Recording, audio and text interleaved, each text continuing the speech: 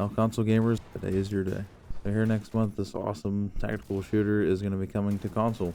You're not going to want to miss this thing. Now, consoles definitely have a lot more tactical options than I had when I was a kid. For me, tactical gaming was pretty much Battlefield was the closest you could get to quote-unquote tactical. And then Siege came out and kind of changed the game a little bit. And then they kind of killed themselves, and now they're coming back. So that's cool. I think console gamers, you guys really are lucky. The amount of tactical games that we have now, with games like Hell Let Loose, Arena Breakout Infinite, which is basically Tarkov, 6 Days in Fallujah. I mean, there's probably like 8 or 10 tactical games now that are a lot of fun, but I don't think there's any quite like this one. And if you're into any kind of simulation, or if you like police or SWAT team, any of that kind of stuff, you'll love this game. The only thing I can really think close to this was SWAT 4, and that came out in like 2005. Ready or Not will be coming out on July 15th on PlayStation and Xbox.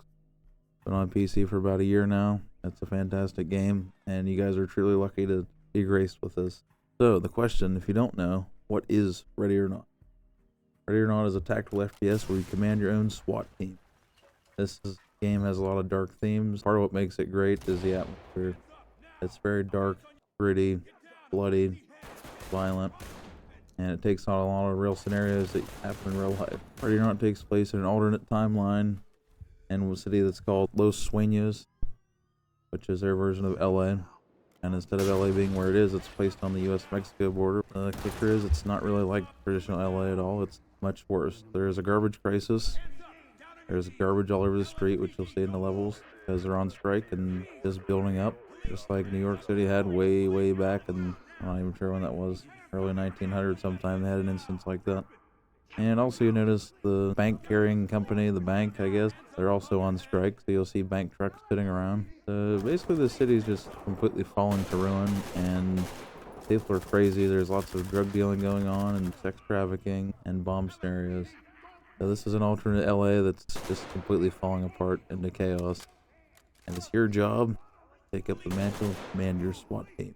So, what are you doing, Ready or Not? On every mission, you're presented with different scenarios, and each have different enemies. Some have helmets, some are under the influence of drugs, and some just flat out don't care about their lives. They just want to take. That's mostly what the criminals on here just don't care. They're here to do one thing, make money. They don't care if they kill people or hurt anybody. That does not bother them whatsoever. So each map you're presented with a different scenario. You can play these with the bots. They're not bad for AI. They're probably the best I've seen in AI in a long time. Does that mean they're good? No. They're very stupid. They'll get in your way. For some reason, you can't command them separately. You have a camera so you can watch each person individually if you wanted, and you can command them separately, but you can't like set them up on a door, go to another door, and then tell that team to go. You have to physically go over to them, tell them, run around to the other side, which is a little annoying. So I would recommend playing this with people if you can. So in each scenario, some but not all have soft objectives. These are not objectives that are known to you. You just kind of have to discover them, whether it's collecting cash or different pieces of evidence. And then the whole thing scored from E to S, S being the absolute best. In each level, your objectives include usually how many suspects. Sometimes there's a certain amount of suspects you have to arrest, different amount of civilians. And obviously, if you shoot any of those civilians, or if they get killed in action from anything, your score will go down based on that. Or if you shoot one of your teammates on accident, or flashbang them, or if you're just breaking the rules of engagement. Now, the score really obviously doesn't matter that much. If you beat it on E, you still beat it. But that's part of the fun in this game, and that's what keeps me coming back, because you can just go for a different score. And there's so many different gadgets. Closest thing to this is probably Siege, and it didn't even come close for me. I loved it when it came out. I played the scenarios a lot by myself and tried to get higher scores. You know, at the time, it was definitely the best tactical experience you had. But this is a whole other ball game. So in command of your SWAT team, you also have many gadgets to help you on your way. This is also part of what adds variation to this game, whether it's shotguns for breaching doors or the door ram. You have beanbag guns, pepper balls, you got tear gas grenades, smoke grenades, flashbangs, all the usual suspects. You got your pistols, your submachine guns, ARs, shotguns, and then there's a grenade launcher, lockpick, there's a mirror gun that you can look under doors and see if anybody's there. It's fully up to you, whatever you want to do.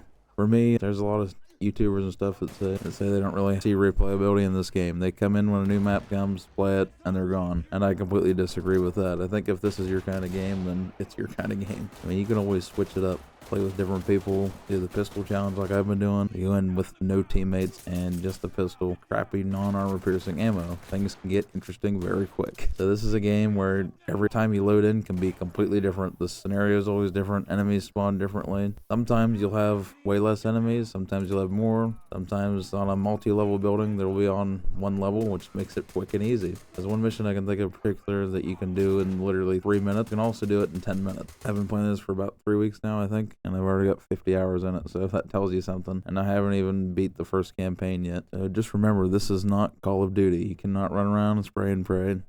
That does not work. This is very tactical. You got to be careful and pay attention to what's happening and use your teamwork. I think it really does have a bit of a learning curve. The first couple of missions are not too difficult. The further you get down that list, the bigger they are. The more enemies, the more tactical you need to be. The suspects in this game are very unpredictable. A lot of times you tell them you get down 100 times and they just stare at you and they'll slowly, creepily go to put their gun down. And sometimes they'll just turn and shoot you. So you have to pay attention at all times. Be wary of every corner. Check under every bed, in the closets, behind doors, because they'll be hiding there with a knife and they'll jump out and stab you. And the awesome thing is, on PC, there's lots of mods and you can play. A lot of those old maps were remade. And unfortunately, console is not going to be getting mods. That's the only downside. People have been speculating that it will because they're on mod.io, but as of now, there's not any planned release for that.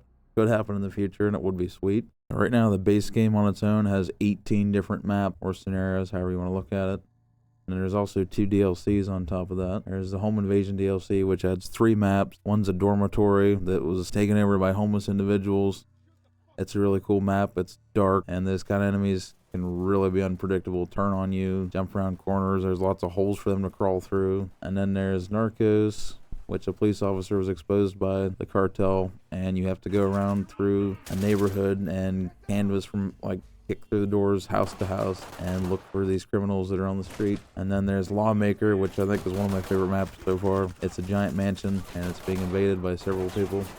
It's awesome. And there's the Dark Waters, which also adds 3 DLC. Mirage at Sea, Leviathan, 3-letter triad. Now, the first is a luxury yacht. I've not played any of these DLCs yet. And there's an oil rig, Leviathan, and there's an abandoned island resort, which I think is pretty dope. There's so many missions just to experience playing through the first wave. There's also what they call Iron Man mode, where you play through, and if your people die, then they actually die, and you move on without them. Pretty cool idea. I've not experienced it yet. That's an experience. Then you can play by yourself and have different challenges, play with teammates, different tactics, different maps. I mean, the possibilities are endless. And honestly, I would say you don't need to buy the deluxe at all. You don't need the 6 extra maps. Great, because you're not getting any mods or anything, but I think having that many maps is insanity. 18 maps is a lot. I have not even gotten through 18, and I've got 50 hours into this. I'm on the 9th mission in 50 hours. You know, you could easily get 100 hours out of just those 18 missions. I guess that depends on if you really like this game or not. I'm absolutely obsessed. Can't put it down. And you guys are looking for this, definitely pick this one up. So this game will be releasing on July 15th on Xbox and PlayStation. Comes out at $50. You get those 18 maps for $50. Or if you want to spend the $70, you'll get those 6 extra maps. And you also can get the pre-order bonus, and it will have crossplay. You'll have aim assist. There's no PvP. I don't think that's a downside. You can go play Siege now that it's out. You have tons of content. They're also releasing a new story along with that called Stories from Los Suenos. It adds 2 maps from the original game that were not actually added in from the beta or alpha. For your pre-order bonus, you'll get a grenade launcher, the Mark V pistol, which is a 50 caliber pistol. You also get the 590M shotgun. I think there's 5 shotguns, I want to say, in the game. They're very unique and they are fun to use. I recommend them. And I know on PC, if your friends have the DLC maps, you could play them with them. Not sure if that'll be the case on here. It'd be great if it is. So if you want an experience, it's truly unlike anything else. Has some realism, has tactical and planning to it, has different scenarios every time. I think this is a game worth checking out for you. I look forward to seeing you guys on the ground in Los Suenos on July 15th. It'll carve itself into your soul sooner than you think.